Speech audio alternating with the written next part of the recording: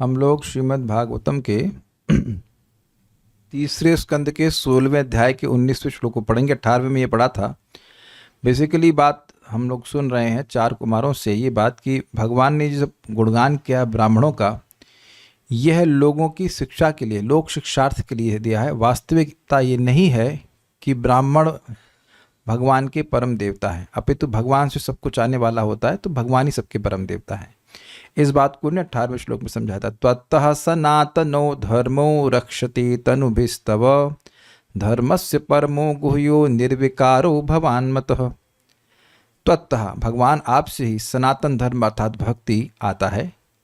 रक्षते तनुभिस्तव, उसकी रक्षा भी आप करते हो अपने अवतारों के द्वारा या आपके ही स्वरूप अपने भक्तों के द्वारा। धर्मस्य परमो गुह्य, धर्म का जो परम गुह्य फल स्वरूप है वह भी आप हैं। और वो कैसे स्वरूप हैं? निर्विकार हैं। भगवान मतलब आप हैं। मतः मतलब ऐसा हमारा मत है। अब साथ ही साथ भगवान के एक अद्भुत ऐश्वर्य को वर्णन कर रहे हैं कि भगवान आपके अनुग्रह से, आप कह रहे हो कि हमने आप पे अनुग्रह किया है, ये बात ठीक नहीं है। क्यों? आपके अनुग्रह से बड़ी आसानी से योगी जन मृत्यु को ही पार कर जाते हैं। अब देखिए, मृत्यु को पार करना, संसार चक्र को, जन्म मृत्यु के चक्र को पार करना, ये कितना कठिन है। जो योगी जन है, अन्यथा अगर भगवान का आश्रय नहीं लेते तो जन्म जन्मांतर प्रयास करते रहते हैं और ये संसार नष्ट नहीं होता है। और यहाँ स्पष्ट लिखा है, श्रीमद् भागवतम में स्पष्ट है, चार कुमार कह रहे हैं कि अंजसा, बिना कोई खास प्रयास के। खास प्रयास मतलब कुछ तो प्रयास करना पड़ेगा। भगवान की भक्ति कर रहे हैं, प्रणाम करना, भगवान को स्मरण करना, भगवान का नाम बोलना, भगवान का प्रसाद ग्रहण करना, भगवान के बारे में सुनना, इसमें कोई बहुत बड़ा प्रयास तो नहीं है ना। सुनाई पड़ रहा है ना आप लोगों को? सुनने में क्या प्रयास कर रहे हैं? कभी कोई कहा है कि भाई बहुत व्यक्ति मोटा हो गया, और कभी तुम सुनना शुरू करो तुम्हारा वजन कम हो जाएगा। तो आप जान रहे हैं कि सुनने में कोई बहुत कैलोरी खर्च होती है? ऐसा कुछ भी नहीं है। पसीना आ रहा हो, एनीवन? नहीं। तो सुनना तो कोई बहुत बड़ा परिश्रम नहीं है, थोड़ा प्रयास है, लेकिन बहुत बड़ा परिश्रम तो नहीं है। और उससे व्यक्ति जन्म मृत्यु के चक्र से बाहर चला जाएगा। तो ये भगवान का अद्भुत ऐश्वर्य नहीं हुआ? आप जरा विचार कीजिए, भक्ति में आने से पहले क्या आपने कभी किसी के बारे में नहीं सुना या कभी किसी के बारे में नहीं बोला? चलता ही है सब। लेकिन क्या उनके बारे में सुनने या बोलने से हम मृत्यु से मुक्त होते हैं? नहीं, वो खुद ही मृत्यु से मुक्त नहीं है। बहुत बार तुम ऐसे व्यक्ति की बात कर रहे होते हैं जो मर गया होता है, मर के खप गया होता है। खपना समझते? Exhausted, finished. समझे? हमारे पिताजी ऐसे थे, हमारे बाबा जी ऐसे थे, हमारे बड़ा बाबा ऐसे थे। लोग बोलते वो तो खत्म हो गए ना, अब खप गए, वो तो शरीर खत्म, फिनिश। तो जो स्वयं मृत्यु के चंगुल से मुक्त नहीं है, उसके श्रवण कीर्तन से हम मृत्यु के चंगुल से कैसे मुक्त हो सकते हैं? स्पष्ट है। तो केवल भगवान के श्रवण कीर्तन के द्वारा व्यक्ति मृत्यु के चंगुल से मुक्त हो जाता है। ध्यान दीजिए कि मृत्यु के चंगुल से मुक्त, मृत्यु के मतलब समय होगा वो तो अलग बात है। जब वो भगवान का श्रवण कीर्तन कर रहा है तभी मृत्यु से मुक्त है। आयुर्हरति वै पुंसाम उद्यनस्तंचयन्नसौ तस्सिरते यत् क्षणो नीत उत्तम श्लोक वार्तया। श्रीमद् भागवत 2:3-17 प्रसिद्ध श्लोक हो गया, कई बार मैंने कोट किया है। तो ये भगवान का अद्भुत ऐश्वर्य। तो भगवान पे क्या अनुग्रह करेगा? जिनकी हल्की सी भजन से ही व्यक्ति मृत्यु को पार कर जाता है, नामाभास से ही वैकुंठ की प्राप्ति कर लेता है। तो फिर इसी बात को समझा रहे हैं। तरंति ही अंजसा मृत्युम निवृता यदनुग्रहात् योगिना स भवान किम स्विद अनुगृह्येत यत् परैः। तरन्ति य अंजसा मृत्युं निवृत्ता यदनुग्रहात् योगिनः स भवान् किं स्वेत् अनुगृह्येत यत् परैः। थोड़ा सा और स्लो जाएंगे। तरन्ति ही अंजसा मृत्युं निवृत्ता यद अनुग्रहात् योगिनः स भवान् किं स्वित् अनुगृह्येत यत् परैः। तरन्ति य अंजसा मृत्युं निवृत्ता यदनुग्रहात् योगिनः स भवान् किं स्विद् अनुगृह्येत यत् परैः। तरन्ति ही अंजसा मृत्युं निवृत्ता यदनुग्रहात् योगिनः स भवान् किं स्विद् अनुगृह्येत यत्परैः। तरन्ति ये अंजसा मृत्युं निवृता यदनुग्रहात् योगिनः स भवान् किं स्विद् अनुगृह्येत यत्परैः। बोलिए।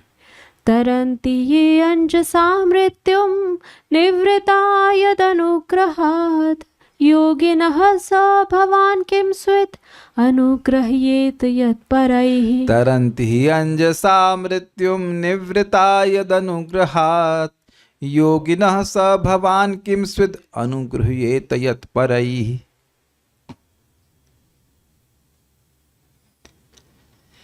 भगवान की कृपा से योगीजन तथा अध्यात्मवादी समस्त भौतिक इच्छाओं को छोड़कर अज्ञान को पार कर जाते हैं। इसलिए यह संभव नहीं कि कोई परमेश्वर पर अनुग्रह कर सके। तो ये बात आपको समझ आ रही होगी कि भगवान ने कहा था कि आप पर तत् अनुग्रह है, आपका मुझ पर अनुग्रह होगा कि मेरे पार्षद मेरे पास जल्दी वापस आ जाए। तो क्या हम क्या अनुग्रह करेंगे आपके ऊपर, ये बात यहाँ पे कह रहे हैं। अन्वय यद जिन आपकी अनुग्रहात यानी कृपा से निवृता योगिनः निवृत्ति परायण विरक्त भक्ति योगशील जन।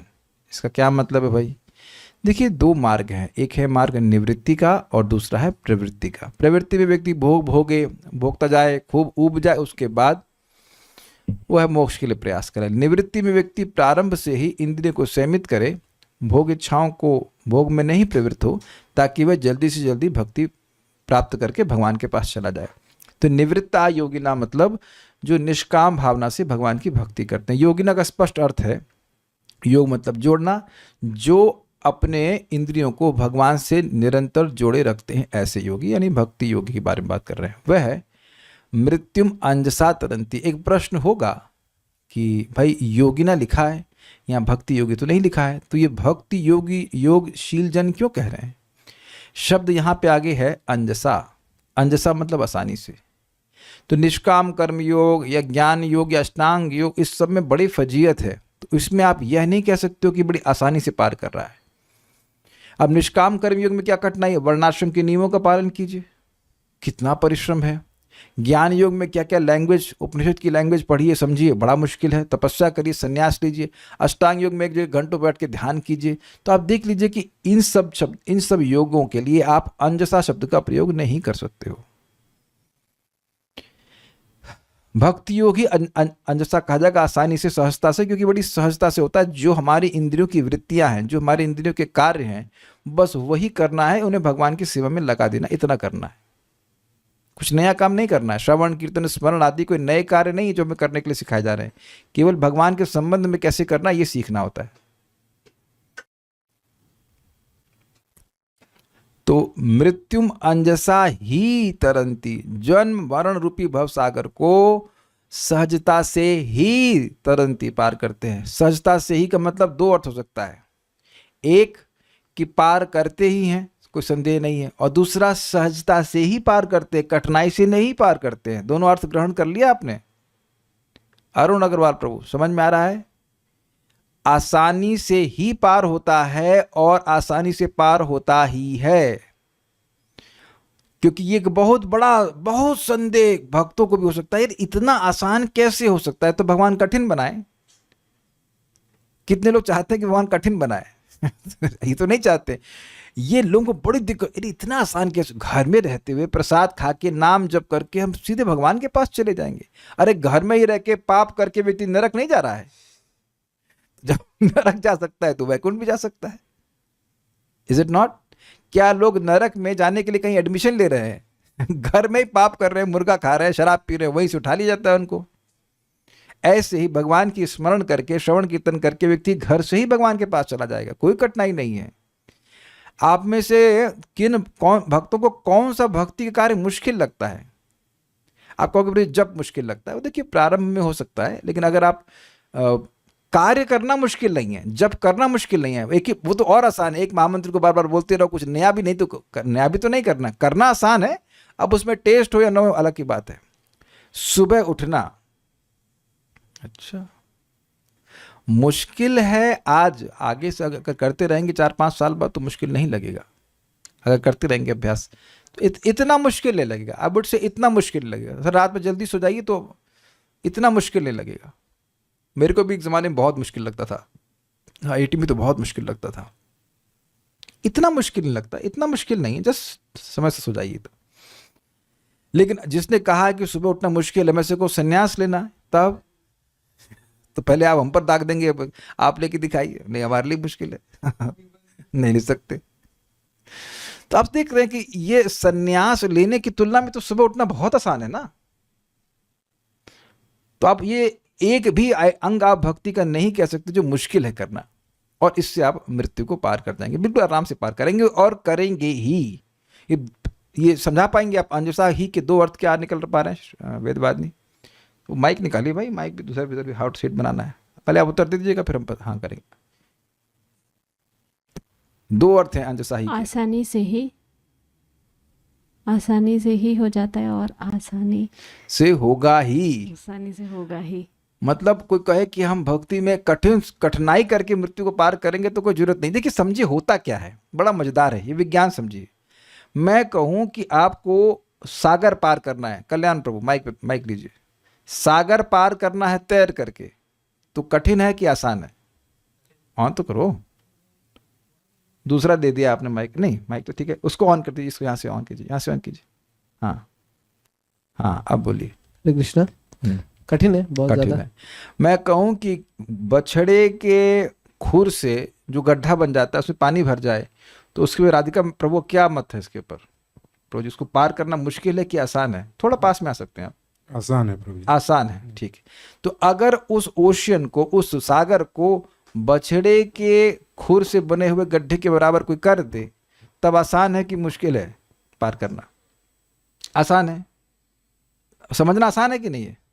तो होता क्या है कि श्लोक तो भूल रहा हूं मैं, 10वें स्कंद में आता है, भवाम बुद्धिम वत्स परम पदम पदम वत्स परम पदम पदम यद विपदाम न तेषाम, कि भगवान के भक्त जब भगवान के चरण कमलों के पास जाते हैं तो उन चरण कमलों का ऐसा प्रभाव होता है कि पूरा जो सागर है, वो भवसागर जो है वह एक गोवत्स पद के समान हो जाता है, बहुत छोटा सा हो जाता है, तो उनको पता भी नहीं चलता कि पार कब हो जाते हैं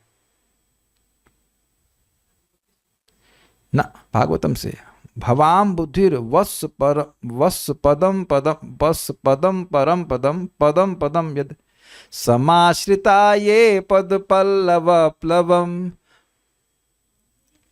ना, उसके पहले वाला है समाश्रिता ये पद पल्लव प्लवम महत, भूल रहा हूं भी, बहुत दिन से अभ्यास नहीं किया, एनीवेज किसी को मिला? इसके जस्ट पहले वाला है, महत पदम पुण्य यशो मुरारे भवाम्बुधिम वत्स पदम परम पदम पदम पदम यद विपदाम न तेषाम। बड़ा सुंदर से कितने सारे पदम आए हैं। तो कहने का अर्थ यह कि जो व्यक्ति भगवान के चरण कमलों का आश्रय लेता है, तो उस चरण कमल का आश्रय लेने का अर्थात भक्ति करने के प्रभाव से पूरा संसार सागर जो है वो छोटे से पानी के गड्ढे के रूप में हो जाता है। तो कितने गड्ढे व्यक्ति पार कर लेता है, कहाँ कोई फर्क पड़ता है? इसलिए कह रहे हैं आसानी से।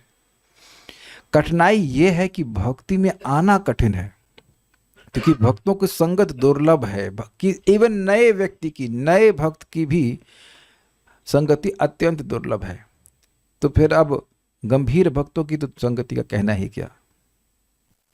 ये अंजसा की व्याख्या कर रहा हूं कि जितना आसान लग रहा है वो इसीलिए लग रहा है क्योंकि वैष्णव की संगति में है। अगर वैष्णव की संगत में नहीं तो ये माला उठाना भारी लगता है। ये मैं करके देख चुका हूं। जब मैं कॉलेज में नौकरी कर रहा था तब इस प्रकार से अनुभव किया है मैंने, किस प्रकार से कि 4 माला 5 माला करना भी भारी हो जाता है। आज ही एवरीडे शाम को मन नहीं करता जब करने का। आज मैं भी सोचा था अपना स्कूटर रिपेयर करा लूंगा, ये कर लूंगा। Thousands of very less important things the mind makes is very important. मैंने कहा अच्छा ऐसा करता हूँ, खुद ही पोस्ट करता हूँ। जब करते हैं भक्त आ गए तो ज्यादा माला हो गया। फॉरगेट इट कि ये आसान होगा। अंजसा होगा तब जब वैष्णव संगति होगी। वैष्णव संगति नहीं होगी तो अंजसा नहीं होगा। और आपका कुछ किसी का कोई आइडिया है तो जीवन में ट्राई करके देख लीजिए। अरे अब और मत भेजिए, हो गया, सबने भेज दिया, ठीक है। स भवान उन आप पर यत परई किम स्वित अनुग्रहता, जो अन्य लोग हैं वे क्या कृपा करेंगे। तो क्या मतलब है? कुछ कृपा नहीं कर सकते। तो आप ये जो कह रहे हो कि हमने आप पर कृपा करी, ये बात को संगत नहीं लगती है। तरंती अंजसा मृत्युम, मृत्यु को बड़ी आसानी से पार कर जाते हैं। तरंती शब्द कौन से वचन है वेदवादिनी, कौन सा वचन है? बहुवचन, यानी 1 2 3 नहीं, जितने चाहे उतने।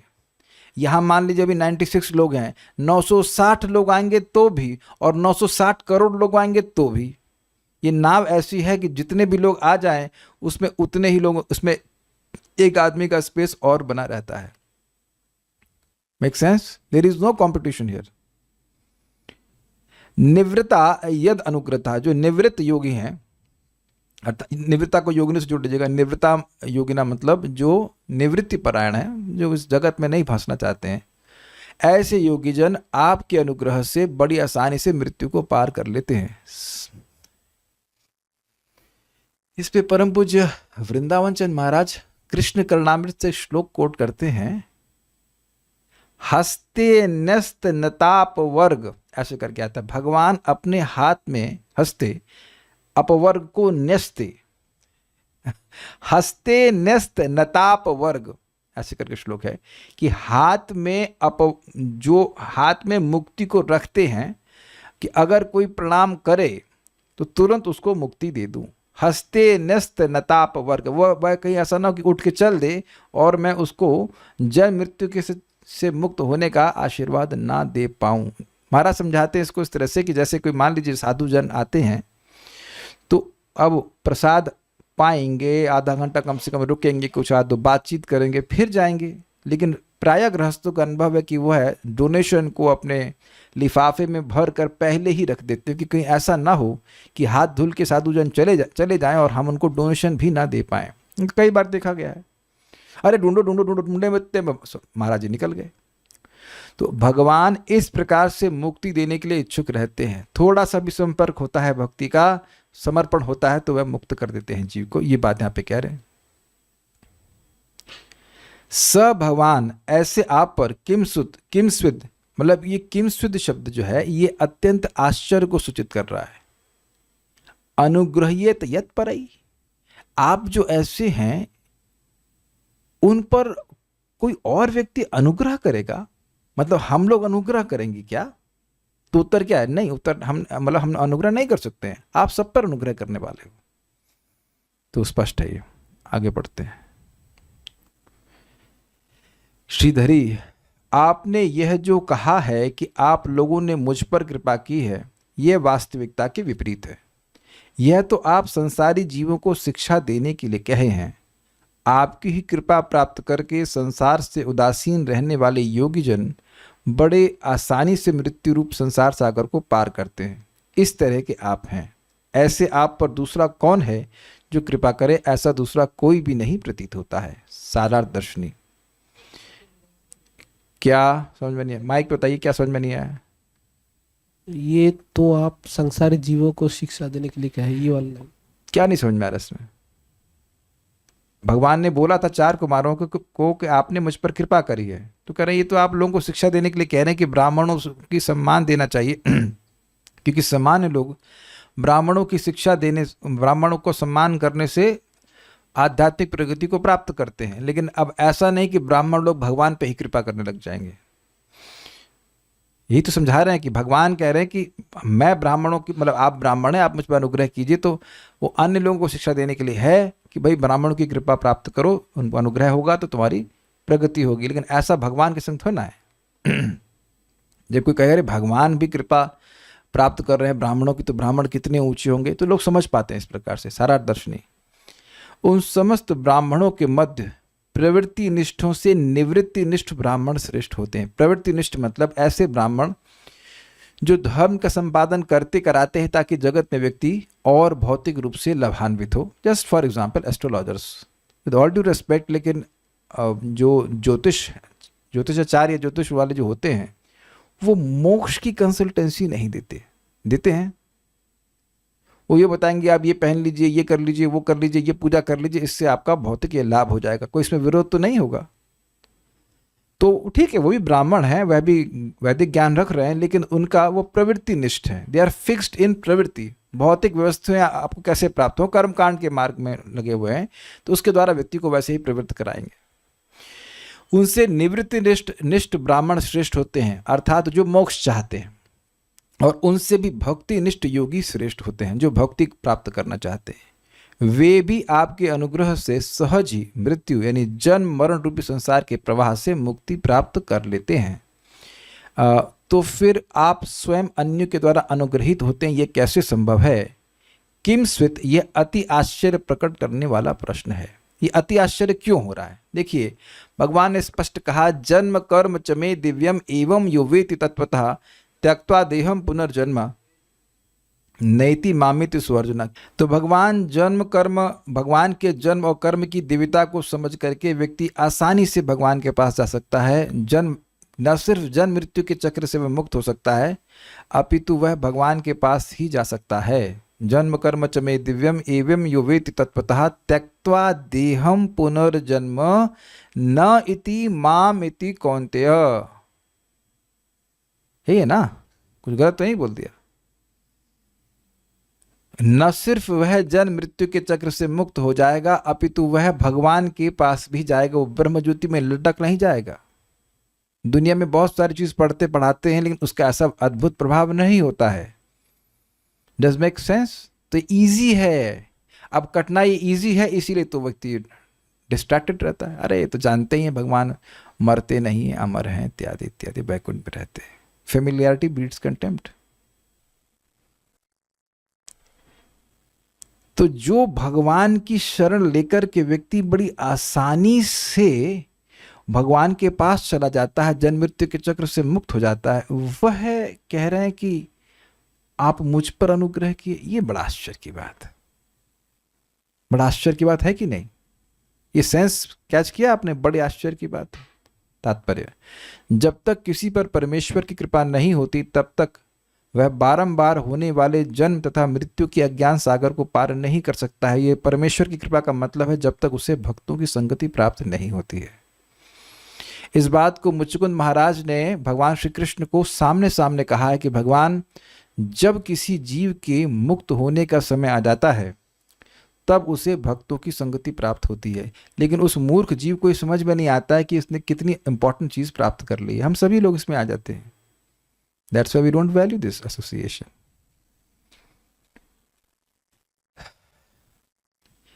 It's a beginning of an end.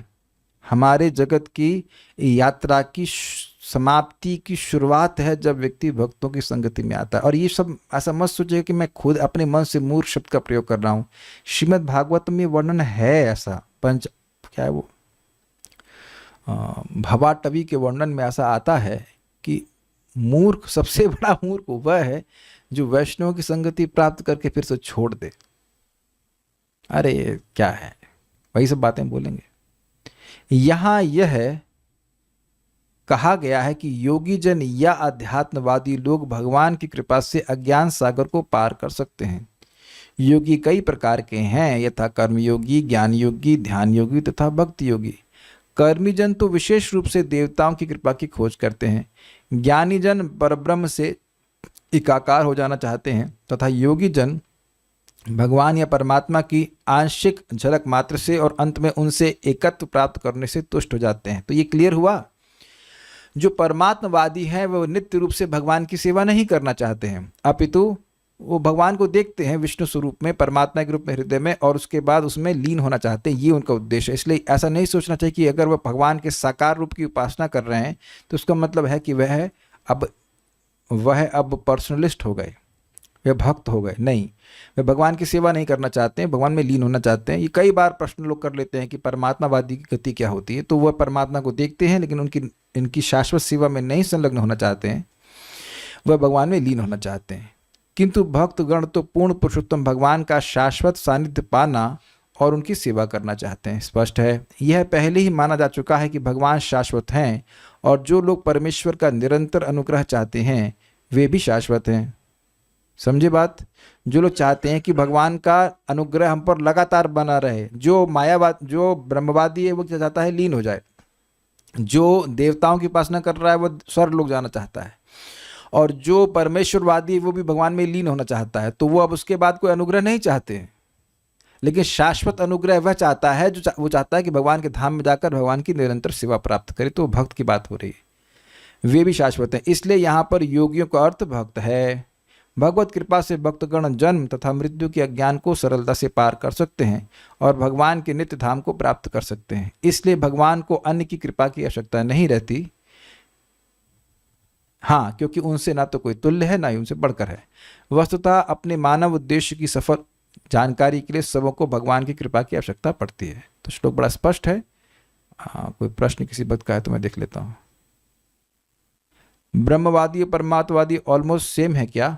Almost same तो नहीं कह सकते। देखिए, ब्रह्मवादी जो है वो भगवान की अंग कांति पे ध्यान करते हैं और परमात्मवादी विष्णु स्वरूप का ध्यान करते हैं अपने हृदय में, लेकिन दोनों का लक्ष्य भगवान में लीन होना ही होता है। परमात्मवादी शांत रस में स्थित रह सकते हैं, मुझे नहीं क्या पता, मैं कह नहीं सकता इसके बारे में। नहीं, क्योंकि शांत रस वाला व्यक्ति भी लीन नहीं होना चाहता है।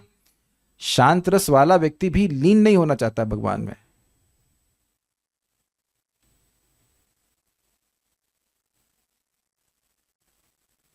So we'll stop here.